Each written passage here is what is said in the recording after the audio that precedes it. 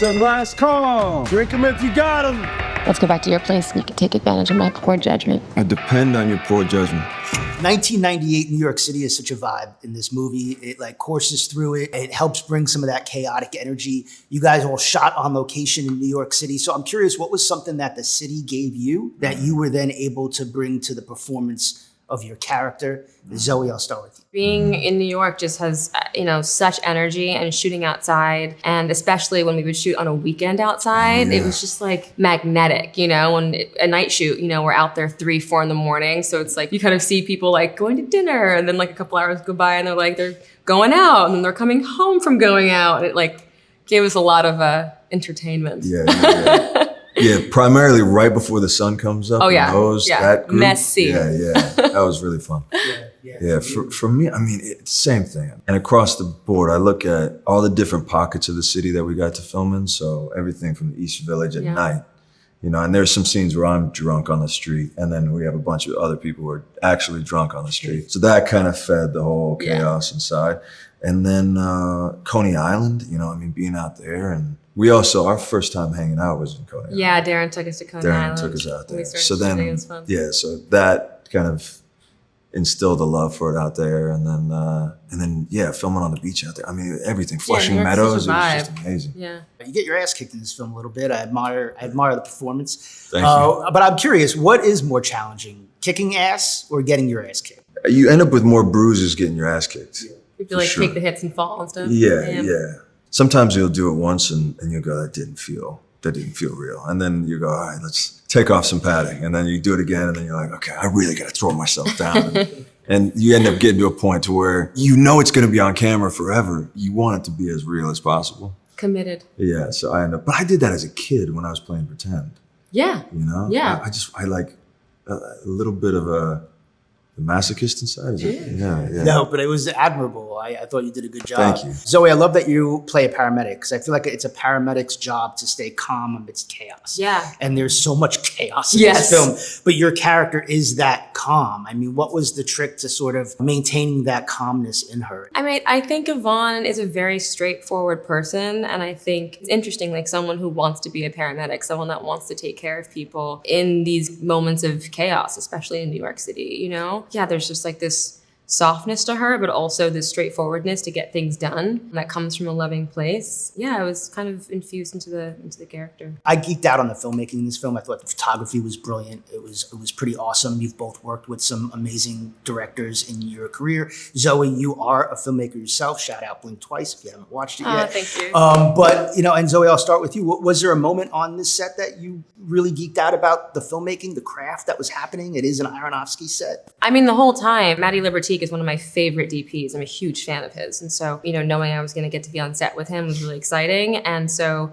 just watching the way him and Darren work together, it's like so seamless. They've worked together for so long. There's this shorthand. And I think as a first-time filmmaker, watching people who have done it for so long and seeing how calm it can be eventually, was really wonderful to see and really inspiring. And then also just to be photographed by, a genius is great. This is awesome. Yeah, I mean, Darren and Matthew have been working since they were kids together, which you don't ever get that experience so much. For you too, Austin, what did the Darren Aronofsky experience bring you on this set that maybe you hadn't experienced as an actor yet? I've been thinking about Darren a lot and how we just did this lie detector test. I feel like Darren is that. He's a truth teller. Yeah. And he doesn't sugarcoat anything. It's how he texts as well. It's how he lives. It's how he lives. It's just straight to the point. Yeah. And it can do something inside of you. It carbonates you a little bit when somebody just calls you on whatever it is that they see as something that's untruthful. I grew to really appreciate that. It makes you feel safe, right? It makes you, yeah, exactly. And then to also just trust him with the tone of the entire film and go to work knowing that he was going to call me out if I ever was untruthful. The cast that surrounds you, I could go through everybody. They're all amazing. I know you became friends with Benito, aka Bad Bunny, on the set. What was something that he gave you as a scene partner that you were excited about? Man, I was really impressed by how open he was to ideas. Like there's the moment when I wake up and I'm hungover and I'm in my underwear and they pick me up and they throw me into this chair, and then Darren had this idea of him like grabbing my legs and opening my legs, and it's so vulnerable and uncomfortable, and he sticks a gun between them. And I kind of thought, I don't know if he's gonna be, you never know how open somebody's gonna be, and he was game immediately. And when Darren had the idea of like dyeing his beard red, and he was game. And I love that, I really respect that. And he came and he worked hard, and it was great. If you were able to transport yourselves as you right now to 1998 New York City, what would be the first thing that you would do? Ooh, I would go to like a Kim's video. I was gonna say Kim's video. You stole my answer. Yeah. It's either that or I would go dancing. I would go dancing. No phones. I'd go dancing. Oh, we could actually dance. Yeah. And go to that Kim's video and rent an actual. Rent a movie. Yeah. Oh. We'd rent a VHS. Yeah. Is there a movie that you would pair with this one? After Hours, Blowout, The Big Lebowski. Oh yeah, those are good. Yeah. The Conversation, Enemy of the State. Enemy of the State is really good, actually. Yeah. As far as 90s. That's just like 90s, movies right? where someone has something they don't know they have, and like, you know. That's your mom. That's my mama. Yeah. I don't know those guys. These guys right here, they're scary monsters. Whatever you're doing with them, you should tell me about it before they decide you look better with your eyes cut out. What was something that the city gave you that you were then able to bring to your performances of the characters? New York is just a character in itself. And Darren is no two people more than Darren and Spike Lee just embraces New York in their films because their love for the city runs so deep. Yeah. So just that energy alone was kind of, we rode on that, what is it, like through osmosis, that is, I think for me, what drove my desire to want to be as true as possible to the pulse of this city. But, New York has a smell of its own, and it changes from block to block. And so to not react, that made me feel like a real New Yorker. Because if the cameras weren't rolling, I'm always like, what's that? Smell of I'm from Staten Island, and I always get that. I'm like, it's just the smell of my childhood. Well, what about for you? Like Regina says, I think in the sort of fabric and the DNA of both Darren and the film, and he was so he wanted to show me it, you know what I mean? Like, this is here and this is, and he was talked very clearly about periods and times and stuff. But I don't think there's any city in the world I prefer to put music on and just walk through. And what was interesting about it was because I had this mad haircut, there's a lot of cities where you'd really stand out in a way, but New York's just like, whatever, man, you're cool, come on. And I've always wanted to make a film here like this, and I'd run back and do it again in a heartbeat. Yeah. I loved it. I love this city. Regina, what's the trick to playing a character where the audience doesn't know if they can trust her?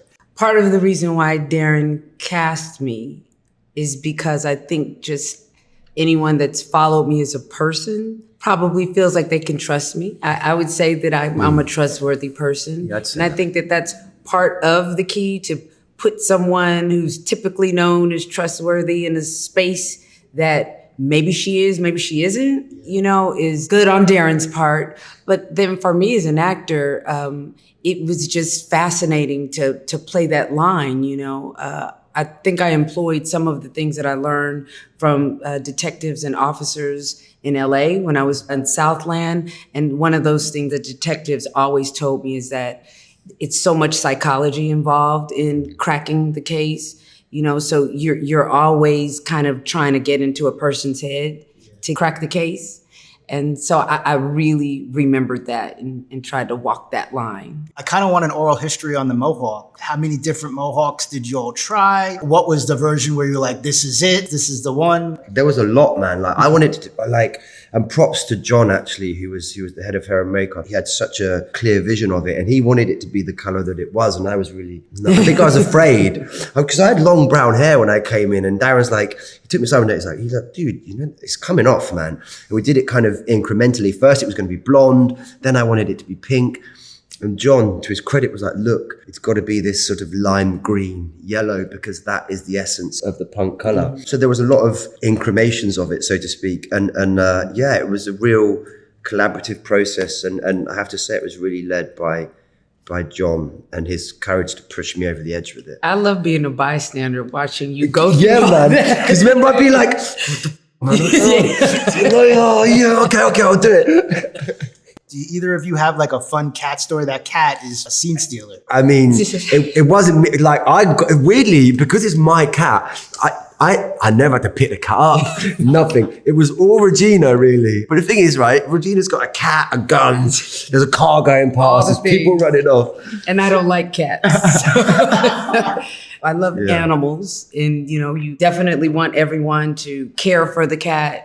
But I had to spend a lot of time with an animal that I don't like the way they smell. Yeah. I don't like any part. And the cat was one hero cat. And then there were like 3 or 4 other cats that did certain things better than others.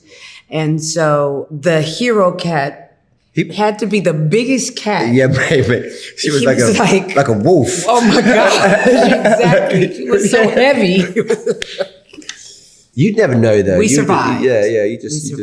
And also, it was the cat that was in a bit of trivia for you, Pet Sematary. Oh yeah. Yeah, this guy's got it down, man. The extensive filmography for this cat knows what it's doing. Yeah. Resume goes way Proper back. film cat. If the two of you, as yourselves right now, could transport back to 1998 New York City, what would be the first thing that you would do? I'd go to the tunnel. The tunnel. Yeah. The tunnel was the club. Oh, really? But it was the club where you could wear sneakers, I feel, right? Exactly. That was a big deal about it. Wear sneakers, dance your ass off. So I lived here in 93, 92. If it was still existing in 98, that I don't know. It may have been. It may have been, it may not, but we're going to say that it is. Yes. And that's where I would want to be. But that was it. That was my club of choice too. That was the hip hop club. Yeah, that was a great club. Where was it? Was it like Midtown kind of? Yeah. Like I can see myself in the tunnel. Yes. I can't tell you where, because you never know how I thought you were just going to like the tunnel to New Jersey or something to check it out. Okay, it's still there. What about you, Ben? Do you know what? I'd probably seek out one of my favorite bands and see when and where they were. Like if Oasis were in New York in and around that time, and I'd go and make sure I was seeing them come up and come through. I wish I was here in the 90s. It's like being in London in the 90s was mega. Yeah. I was young, but living there now, all my friends, older friends that had and it were music like, performances in New York are just If you catch a performance in New York. I saw LCD here. Do you know what? I mean, were they playing in New York in the late 90s? LCD. If they were, I'd go and see them. Yeah. I mean, James Murphy, he must have been. Yeah, I'd go and check him out. Welcome to Narnia.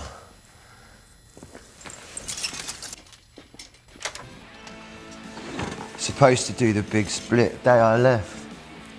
How much is there? Wee bit over 4 million. One thing I admire about your work is that your new film is nothing like your last film, which is nothing like your next film. So what was the challenge that Caught Stealing brought you where you thought, oh, I've never done this before. Yeah. Let's get at it. It really started with like, what would happen just to make a real strict genre film and just have fun doing it. Like to take the master filmmakers that work with me, let's focus on just making it pure entertainment and see what happens. That was kind of the challenge in front of us, and it was fun to do. 1998, New York City is a big year for you, sir. Definitely. This year Pie comes out, changes your life forever. Yeah. Was there anything from your personal experience of that year that you were able to infuse or inject? I mean, throughout this movie, there's a lot of Pie stickers and hidden in the landscape because that's what we were doing. This takes place late September 98 because it's the pennant race. The Pie had come out June of 98. So we were tagging the city up and just running around trying to sell pie. It might have still been playing at the Angelica.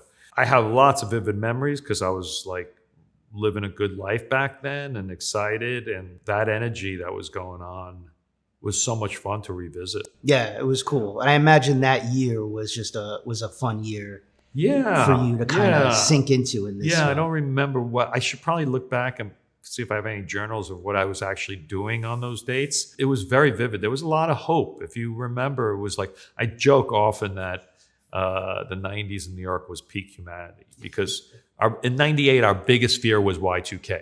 The music scene was amazing. Electronic music was just brewing. Grunge had already peaked, but was still around. Hip hop was Biggie, and there was so much stuff going on, and it was just hip hop was taking over the world. So it was a good time to be alive. There was a lot to draw off of. Yeah. I love the Flushing Meadows sequence in this. And I feel like if you're a born and raised New Yorker, as an aspiring filmmaker, your whole career, you're like, one day I'm going to fly a camera through the sphere at the World's Fair. So I want to know that was a shot that you've been thinking about for a long time, but like also talk about that sequence. Well, you know, I think back the Beastie Boys in front of that sculpture. It's such an important sculpture. It's not in the book. We were looking to like control a big chase scene. And of course, not being on the streets of New York, but being in a park would be easier. And luckily, New York City parks totally worked with us. So I was like, you guys are going to let us race around the fountain and crash into it and then have a big, collision? And they're like, yeah, it was cool. And so I don't know if we fully had the permit to fly. We had a permit to fly a drone around, which is like a big deal because we're near LaGuardia. But then, I was like talking to the drone pilot. I was like, what do you think? You think you could zap through that? And he was like, yeah. And it wasn't a windy day. And we did that shot. And it was like, damn, I wish I had an IMAX camera shooting that one. That was one of the coolest shots, Thank I you, think, brother. in the film. Talk about your cast. I love the surrounding cast of characters that you have. Benito, aka Bad Bunny. What did you see in him that you thought, yeah, I want to slide him into this role? That character was in the book. The character name was Red. It was a hard character to bring life into and to figure it out and to make it distinct. Like Charlie had written a lot of really good characters, but by 2025, a lot of those characters had been seen. So I was kept trying to be like, how do we reinvent that? What do we think? Then Mary Vernew, my casting director, was like, oh, Benito's interested in acting and he likes your movies. And would you talk to him? And super nice guy, really down to earth, really prepared, really great. And then Puerto Rican culture is such a big part to New York, especially in the 90s. Me growing up in Brooklyn, even before that, so many of my friends were Puerto Rican. All my Spanish teachers were Puerto Rican. Such a big part of the culture. And so he was able to he actually did a lot of research and developed the character a lot for us, even named the character. So it was a great collaboration. What's the key to finding the perfect cat? Well, there is no key. It's like any casting. You do a lot of work and you meet a lot of candidates. Yeah. In this case, they were cats. But Tonic was above and beyond on how that creature was trained. The intelligence of that creature and the discipline of that creature was just remarkable. I can't get an actor to sit on a mark for an hour. That cat, boom, just sits there and just chills out and is totally happy. And when the cat was done, the trainer was so humane. So she completely felt any discomfort. And it just showed me when you could get into a balance like that and create a safe environment, it could be a beautiful collaboration. Yeah, and the audience is just super invested. Yeah. I want to ask you a couple questions. Black Swan's returning for its 15th anniversary, Yeah, first that's time right. ever in IMAX. Yeah. What are you excited for the IMAX experience to bring to the experience of Black Swan on the big screen? Beyond that, I just want new audiences to see it projected, which is wild. It's 15 years, so there's a lot of people that never saw it theatrically and may have never seen it. So the fact that it's coming out and people can see it on a big screen, the visuals supposedly look great. I haven't seen it, but my team has. And the sound is incredible. So I think it'll be a great, great showing. Last question fast about Black Swan. Was there anything you did for the first time on that film that now you do it religiously for every one of your films? I don't know. Every time I do a movie, I try to shift it up. I don't really try to repeat myself. I try to keep the languages fresh to what the story is about. And so it's always evolving.